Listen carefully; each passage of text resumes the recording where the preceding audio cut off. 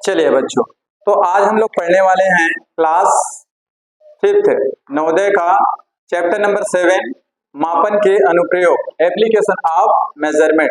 तो इस चैप्टर में जितने भी बेसिक कॉन्सेप्ट है, जितने भी बेसिक जानकारी उन सबको पहले देखेंगे, उसके बाद फिर इस चैप्टर के जो प्रश्न है उनको सॉल्व करेंगे भाई।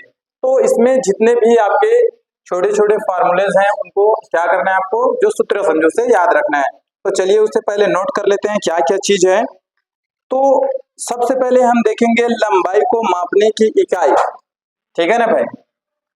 क्या करेंगे, लंबाई को मापने की इकाई, लंबाई को साथ में नोट करते जाना, ठीक है। लंबाई को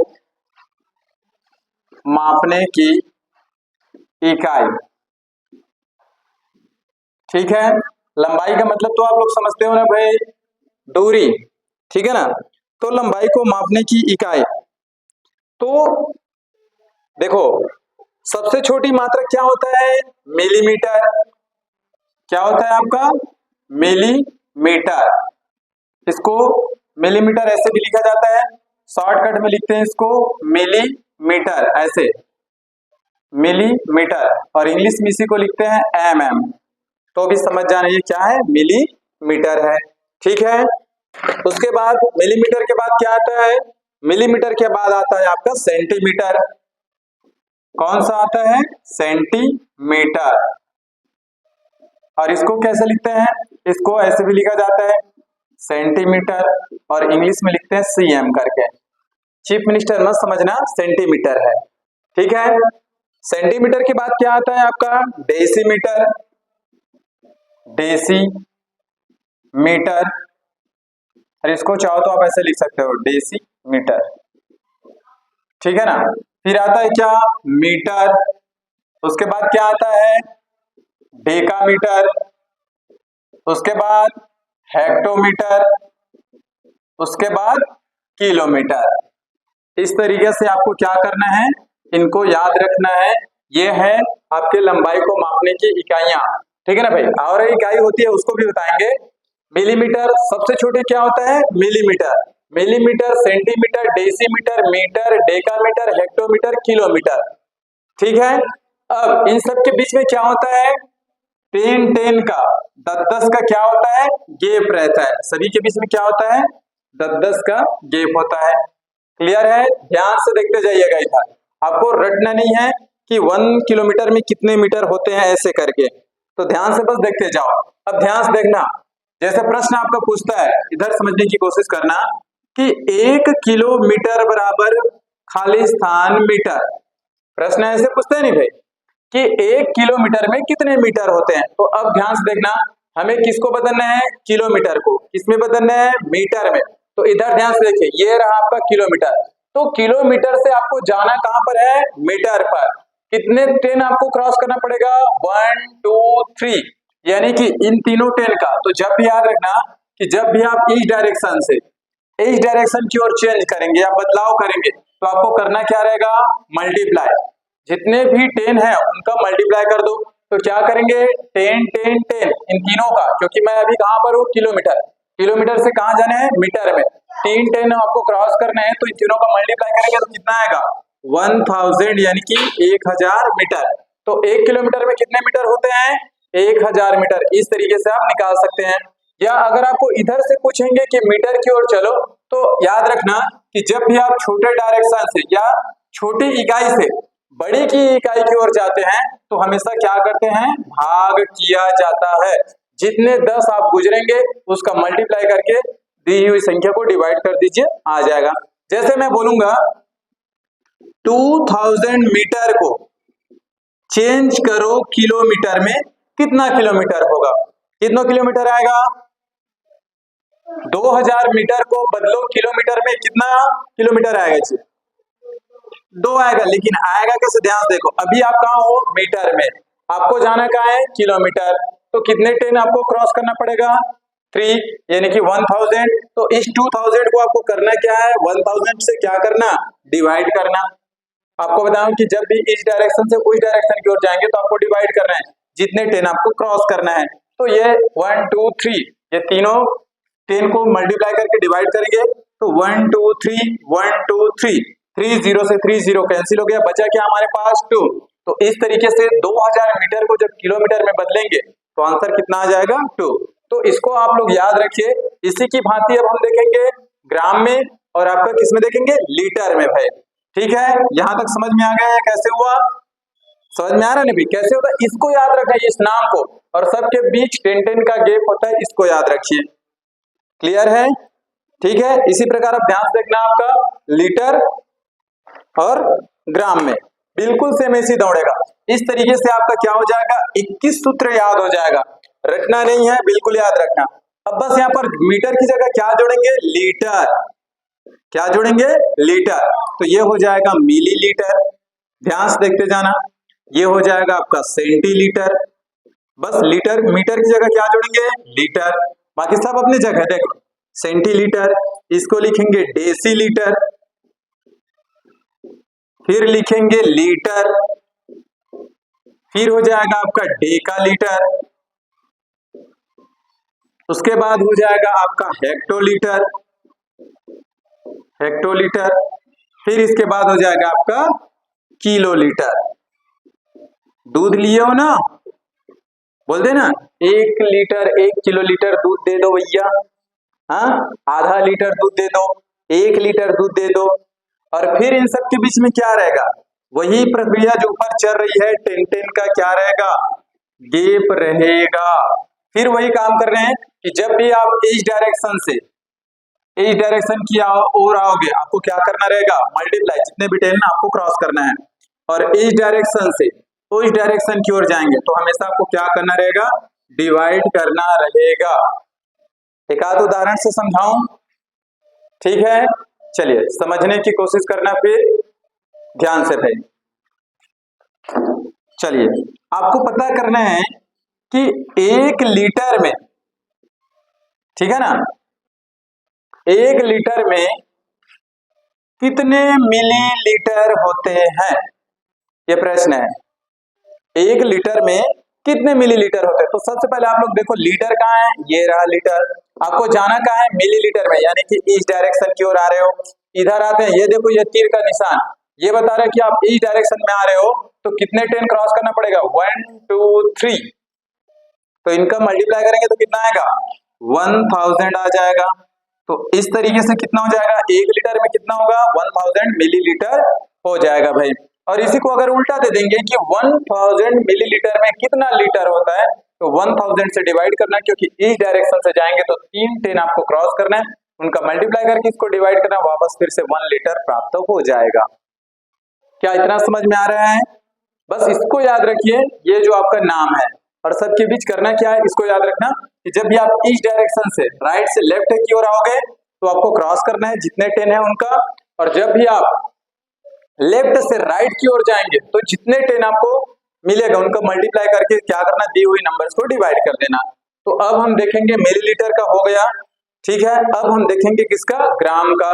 तो ग्राम का भी क्या बनेगा, इसी की तरह भी ग्राम का ही बनेगा। चलिए कभी दुकान गए हो, लेते हो ना 1 किलोग्राम शक्कर दे दो भैया, बोले हो ना, चलो तो इस बार बनेगा आपका क्या, मिलीग्राम, ध्यान से देखना भाई, मिलीग्राम, ये हो जाएगा आपका सेंटीग्राम, फिर बनेगा आपका डेसीग्राम, उसके बाद फिर आएगा ग्राम। ये सब आप जानते हो, ग्राम जानते हो और किलोग्राम जानते हो, बाकी ये सब नहीं जानते हो, तो अब जान लो भाई।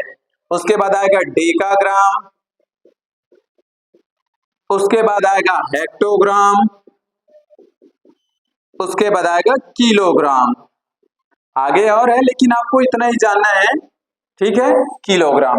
इस तरीके से आपको क्या करना है, आपको याद रखना है। और इन सब के बीच में क्या होता है, 10 का गैप होता है, 10 का क्या होता है, गैप होता है भाई।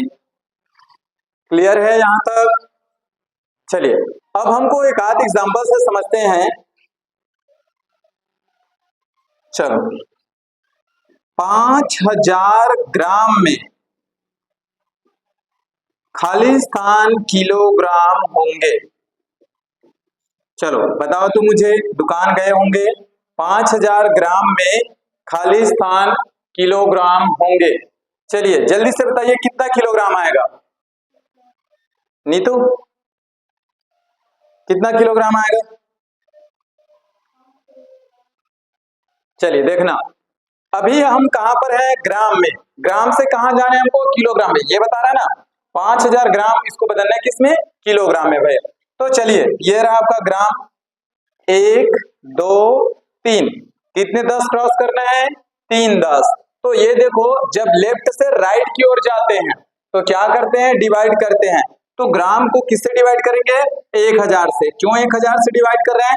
1 2 3, 10 10 10, 3 बार है, इसका अगर आप मल्टीप्लाई करोगे तो 1000 आएगा, 1000 आएगा। इससे हम इसको क्या करेंगे? डिवाइड करेंगे। 1 0 से 1 0, 1 0 से 1 0, 1 0 से 1 0, और नीचे में 1 बचा, कोई मतलब नहीं है, तो इसका आंसर कितना आ जाएगा? 5। तो 5000 ग्राम में कितने होंगे? 5 किलोग्राम।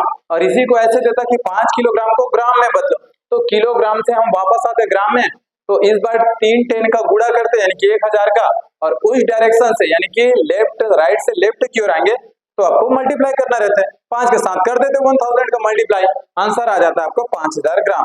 जब ऐसे दिया हो तो आपको ऐसे बनाना आनी चाहिए, और ऐसे दिया हो तो इस तरीके से आपको बनाने आना चाहिए।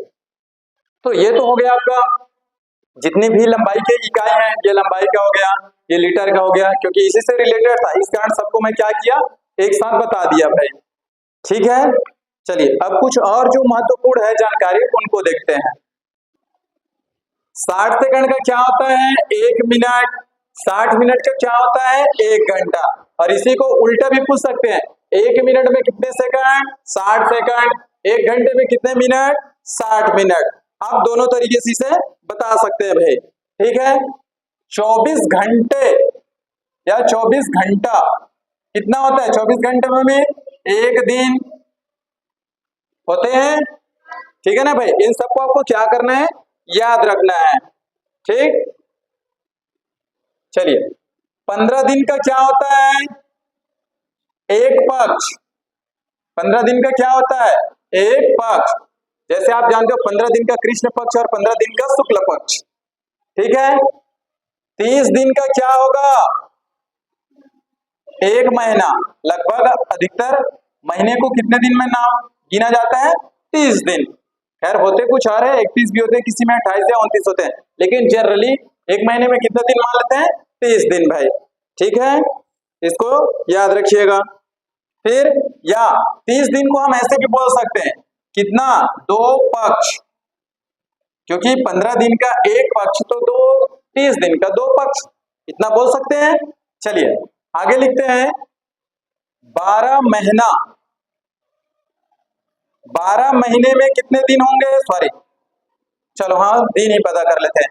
12 महीने में होते हैं 1 वर्ष, और दिन कितने होते हैं? दिन होते हैं आपके 365 दिन। अगर वर्ष पूछेंगे तो 1 वर्ष, और दिन पूछेंगे 12 महीने में कितने दिन, तो 365 दिन। चलिए, और इसी में अगर पूछ देंगे कि एक लीप वर्ष में कितने दिन होते हैं, तो इसमें होते हैं 366 दिन, जिसमें फरवरी का महीना कितने का होता है? 28 का ना होकर के होता है 29 दिन का। क्या इतना समझ में आ रहा है क्या? जिसमें फरवरी का महीना 28 का ना होकर के कितने का होता है? 29 दिन का होता है भाई। क्लियर है यहां तक? ठीक है, चलिए आगे लिखते हैं, 7 दिन का क्या होता है? 1 सप्ताह, 1 वीक, 7 डेज। क्लियर है? ठीक है ना भाई। और अगर हम इसको महीने में लगभग देखें तो 4 सप्ताह होता है। ठीक है, 100 वर्ष। 100 वर्ष का क्या होता है? 1 शताब्दी। ठीक है, 10 वर्ष का क्या होता है? 1 दशक। 10 वर्ष बराबर क्या हो जाएगा? 1 दशक हो जाएगा। इतना समझ में आ रहा है क्या आप लोगों को? ठीक है ना भाई। चलिए उसके बाद है आप लोगों का कि इसको देखते हैं।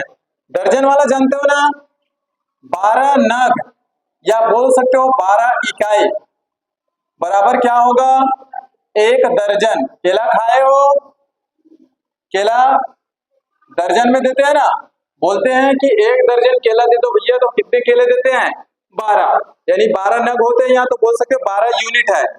ठीक है, अगर मैं बोलूं कि 2 यूनिट यानी कि 2 इकाई बराबर क्या होगा, 2 इकाई बराबर होगा 1 जोड़ा। ये 2 इकाई है, 1 जोड़ा भर रहे हैं ना, समझ में आ रहा है ना भाई। 2 यूनिट बराबर क्या हो जाएगा आपका, 1 जोड़ा बन जाएगा। ठीक, इसको याद रखना। अगर 12 दर्जन पूछेंगे, 12 दर्जन में क्या होता है, तो 12 दर्जन बराबर होता है 1 ग्रूस। क्या होता है, 12 दर्जन बराबर 1 ग्रूस होता है। और 20 इकाई बराबर क्या होता है, 20 इकाई, ये अधिकतर पुराने बुजुर्ग लोग होते हैं, इनका यूज करते हैं। 1 कोड़ी, जिसको हम लोग अपनी भाषा में बोलते हैं कोरी। ठीक है ना भाई, याद रखना 20 इकाई बराबर क्या होता है, 1 कोड़ी। क्लियर है यहां तक। 100 किलोग्राम बराबर क्या होता है, 100 किलोग्राम बराबर क्या होता है, 1 क्विंटल। क्या होता है, या ऐसे पूछ देंगे कि 1 क्विंटल में, 1 क्विंटल में कितने किलोग्राम होते हैं, तो 100 किलोग्राम होते हैं। ठीक है ना भाई। आगे 10 क्विंटल, 10 क्विंटल में क्या होता है, 10 क्विंटल बराबर होता है 1 टन। या इसी को बोल सकते हैं 10 क्विंटल में कितने होते हैं, 1000 किलोग्राम। क्या इतना समझ में आ रहा है क्या भाई। आपको मालूम है कि 1 क्विंटल में होते हैं 100 किलोग्राम, तो 10 क्विंटल में कितने होंगे, 1000 किलोग्राम। और इसी 1000 किलोग्राम को क्या बोलेंगे, 1 टन कहते हैं। क्या इतना समझ में आ रहा है क्या।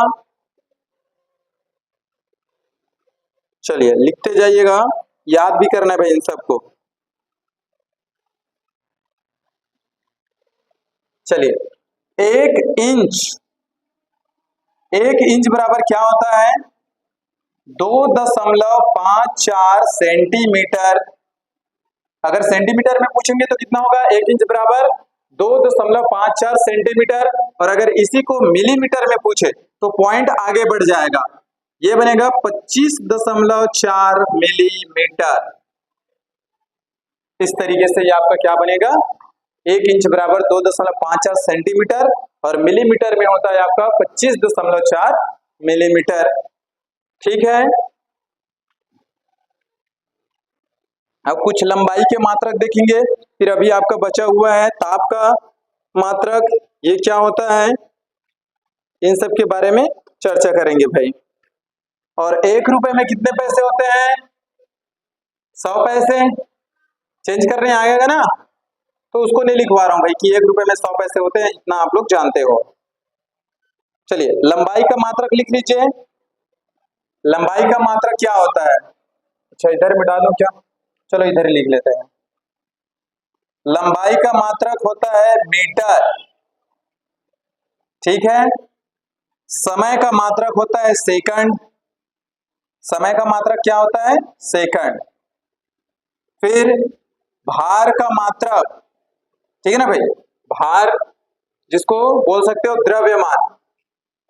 भार का मात्रक क्या होता है, भार का मात्रक होता है किलोग्राम या ग्राम। किलोग्राम या ग्राम होता है भार का मात्रक। लंबाई का मात्रक मीटर, समय का मात्रक सेकेंड, क्योंकि इन सबका यूज होगा भाई। भार या द्रव्यमान का मात्रक किलोग्राम या ग्राम। अब देखेंगे क्षेत्रफल, इसका मात्रक क्या होता है, तो मैं आपको यहां पर बता रहा हूं क्षेत्रफल का मात्रक क्या होता है। क्षेत्रफल का मात्रक होता है, ऊपर का मिटा दो क्या, थोड़ा सा और बच गया है, इसको मिटा देता हूं, इतना में आ जाएगा। क्षेत्रफल का मात्रक होता है वर्ग मीटर। वर्ग मीटर, इसी को लिखने का तरीका क्या होता है, ऐसे मीटर स्क्वायर, यही वास्तव में वर्ग मीटर है। या होता है आपका वर्ग सेंटीमीटर, और इसी को कैसे लिख सकते हैं, इसी को लिखते हैं सेंटीमीटर का स्क्वायर। ये दोनों को एक ही मतलब है, पढ़ेंगे वैसे। ये वर्ग मीटर हिंदी में, तो इसको भी पढ़ सकते हो वर्ग मीटर, बस लिखने का तरीका अलग है भाई। ये आपका क्षेत्रफल का हो गया। आयतन में क्या होता है, जो आपका आयतन है, आयतन का मात्रक या इकाई क्या होता है, तो ये होता है घन मीटर, ऐसे घन मीटर, या इसी को लिख सकते हैं मीटर का क्यूब। ये वास्तव में एक ही मतलब है।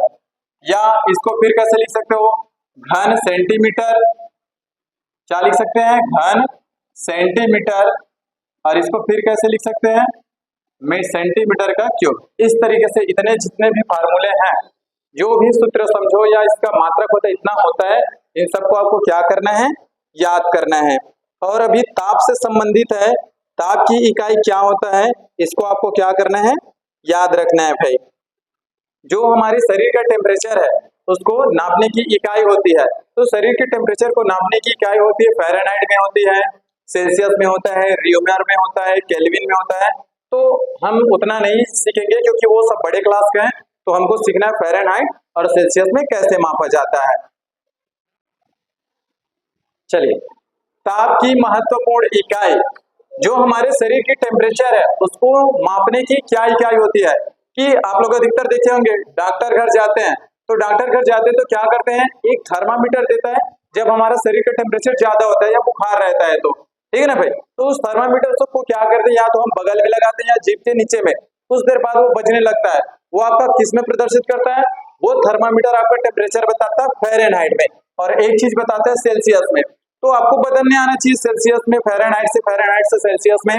तो याद रखना, सेल्सियस जो ताप की इकाई है, क्या इकाई है, सेल्सियस, और इसको लिखते कैसे हैं, डिग्री सेल्सियस, इस तरीके से लिखा जाता है सेल्सियस को। फिर आपका है फ़ारेनहाइट, तो फ़ारेनहाइट को कैसे प्रदर्शित करते हैं, एफ से, इस तरीके से इसे क्या किया जाता है, प्रदर्शित किया जाता है फ़ारेनहाइट को। कहीं कहीं पर आपको फ़ारेनहाइट भी देखने को मिलेगा इस तरीके से। तो जो आपका थर्मामीटर है, वो थर्मामीटर इसी को प्रदर्शित करता है। जब भी आप चेक करेंगे थर्मामीटर से, तो आपका शरीर का तापमान फ़ारेनहाइट में बताता है। और लगभग कितना होता है हमारे शरीर का नॉर्मल टेम्परेचर, मानव शरीर का तापमान, याद रखना भाई, मानव शरीर ह्यूमन बॉडी का टेम्परेचर यानी कि ताप कितना होता है, 98.6 डिग्री फ़ारेनहाइट, इतना होता है हर मनुष्य का। और इससे ज्यादा हुआ या कम हुआ तो क्या हो जाता है, फीवर हो जाता है, बुखार हो जाता है। तो इसको याद रखना, मानव शरीर का तापमान कितना होता है, 98.6 डिग्री फ़ारेनहाइट होता है। और सेल्सियस में पूछेंगे तो कितना होता है, सेल्सियस में आपका होता है 37 डिग्री सेल्सियस। कितना होता है, 37 डिग्री सेल्सियस, इतना होता है। इस बात को याद रखिएगा। अगर आपको पूछे कोई कि सेल्सियस में बताओ ह्यूमन टेम्परेचर कितना होता है, मानव शरीर का तापमान, तो 37 डिग्री सेंटीग्रेड। और अगर फ़ारेनहाइट में पूछेंगे तो 98.6 डिग्री फ़ारेनहाइट होता है, इसको याद रखिएगा। अब इसको चेंज करने का तरीका, सूत्र, कि अगर सेल्सियस में प्रश्न दिया और पूछेगा कि आपको फ़ारेनहाइट में चेंज करके दिखाओ तो कैसे बनेगा, और अगर फ़ारेनहाइट में दिया है तो सेल्सियस में चेंज करो तो कैसे बनेगा। तो इसको चलिए, इसका सूत्र है उसे याद रखते हैं। तो अगर आपको प्रश्न में सेल्सियस में पूछा जाए और आपको फ़ारेनहाइट दिया हो, तो ये वाला फार्मूला लगाना, ठीक है। कौन सा, कि C बराबर 5F-32। ये कैसे आता है, इस पर फोकस मत करो क्योंकि इसको निकालने के बहुत तरीके है भाई। मैं क्लास 10th में बताया हूँ साइंस के सब्जेक्ट में कि ये सब संबंध कैसे होते हैं, केल्विन, फ़ारेनहाइट और सेल्सियस। ये सेल्सियस वास्तव में क्या है, सेल्सियस, फ़ारेनहाइट, केल्विन, ये सब कौन है, साइंटिस्ट लोग हैं। इन्होंने इनकी खोज की थी टेम्परेचर मापने का और अपना नाम दे दिया था, ठीक है। तो जब भी प्रश्न अगर फ़ारेनहाइट में दिया है और सेल्सियस में बदलने के लिए बोले तो आपको इस फार्मूले का यूज करना है। क्या इतना समझ में आ रहा है क्या, और अगर आपको सेल्सियस में प्रश्न दिया हो और फ़ारेनहाइट में बोले कि फ़ारेनहाइट में बदल के दिखाओ तो ये कितना होता है, इसका सूत्र याद रखना। तो ये सूत्र होता है आपका F बराबर 9C प्लस 160 डिवाइडेड बाई 5। इस तरीके से इसका सूत्र होता है, जिसको आप लोग क्या करेंगे, याद कर लीजिएगा। इतना होता है कि 9C प्लस, अब आपको इसको फ़ारेनहाइट में चेंज करना है, इसका मान दिया रहेगा और इनके बीच क्या संबंध है, गुणा का। गुणा करना, जोड़ देना, 5 से डिवाइड करना, बचेगा वो आपका फ़ारेनहाइट में चेंज हो जाएगा। इसमें अगर आपको सेंटीग्रेड में चेंज करना है, फ़ारेनहाइट की वैल्यू दी रहेगी, पहले घटाना, घटाने के बाद 5 से गुणा करना, गुणा करने के बाद 9 से क्या करना, भाग देना, बच जाएगा, फिर सेंटीग्रेड में बदल जाएगा। इस तरीके से आपको इतने सारे जो इकाई है उन सबको याद रखना है। तो अब चलिए कुछ सवाल की ओर चलते हैं, कैसे बनेगा भाई। ठीक, इतना नोट कर लीजिए। ये कुछ और है, एएम और पीएम, इससे संबंधित भी प्रश्न आता है। एएम का मतलब होता है एंटी मेरिडियम और पीएम का मतलब होता है post meridiem. Anti meridiem am आप लोग मोबाइल में देखे होंगे, ऐसे जो आपका दीवार घड़ी रहता है उसमें एएम पीएम नहीं होता, लेकिन जो आपका डिजिटल वॉच होता है उसमें लिखा रहता है भी एएम और पीएम। तो ये होता क्या चीज है, अर्धरात्रि से अगले अर्ध दिवस तक का समय, ये क्या कहलाता है, एएम। अब कहां से अर्धरात्रि शुरू होता है, ध्यान से देखना।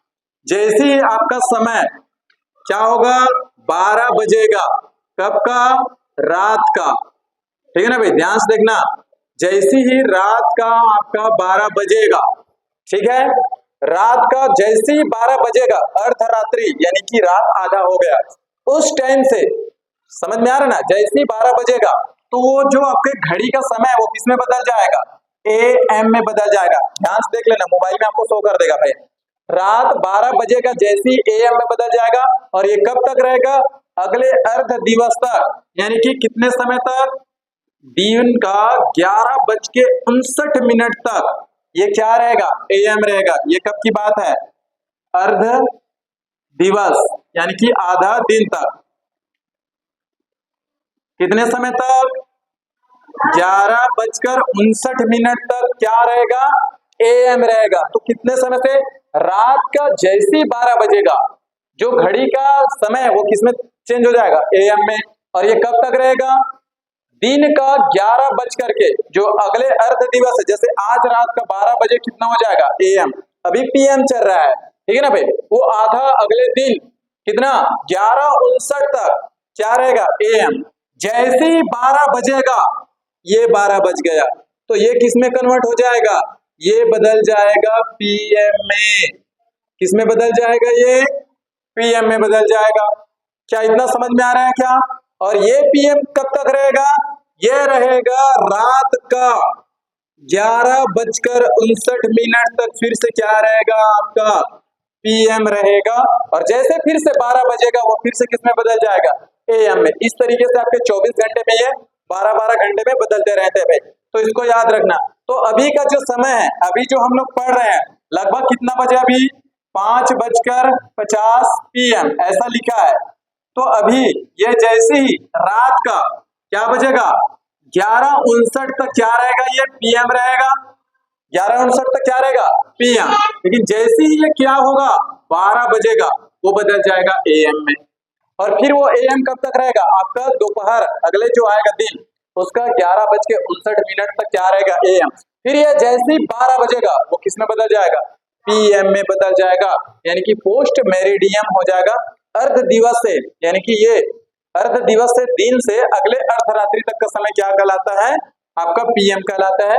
और जो आपका अर्धरात्रि से अगले अर्ध दिवस तक का समय है वो आपका एएम कहलाता है। तो जिनको भी नहीं आता था ये एएम पीएम क्या होता है भाई, आप लोग अच्छे से देख लीजिएगा। अब इससे संबंधित कुछ प्रश्न देखते हैं, अब एएम पीएम से संबंधित। चलिए, दोपहर बाद 3:05 को लिखा जाता है। कैसे लिखेंगे, दोपहर के बाद का है तो सबसे पहले ऑप्शन हटाने वाला देखना। तो यहाँ पर जो एएम लिखा है पहले ऑप्शन में वो तो बिल्कुल नहीं आएगा। अब लिखा है 3:05, तो आपका जो दो ऑप्शन है, दूसरा और तीसरा, उसमें तो 3:50, 3:50 दिख रहा है आपको, ठीक है। तो यहाँ पर क्या होगा, वो तो हो नहीं सकता, तो बचा आपका चौथा ऑप्शन, 3:05। तो 5 ऐसे लिखते हैं और ये कौन सा समय होगा, PM वाला समय होगा। इस तरीके से ये हमारा क्या हो जाएगा, आंसर हो जाएगा। सबसे पहले आपको ऑप्शन हटाने सीखना है। तो दोपहर बाद वाला है तो AM तो बिल्कुल हट जाएगा, जो आपको दो ऑप्शन में दिख रहा है AM है, एक तो आपको पहला ऑप्शन में और ये आपको तीसरा ऑप्शन में। तो देखो दो ऑप्शन आसानी से हट गया, एक ऑप्शन में आपको इतना तो दिया है लेकिन एक में AM है, ठीक है ना भाई। इस तरीके से आपको क्या करना है, ये हमारा चौथा ऑप्शन क्या हो जाएगा, आंसर हो जाएगा, ठीक है। चलिए इसी से रिलेटेड एक आध प्रश्न और देख लेते हैं, इसको ध्यान से देखना। राम रात को 10:30 बजे सो जाता है तथा प्रातः 5:50 बजे उठता है, यह कितने समय तक सोता है। चलिए ध्यान से देखिए इस प्रश्न को, और राम की जगह आप लोग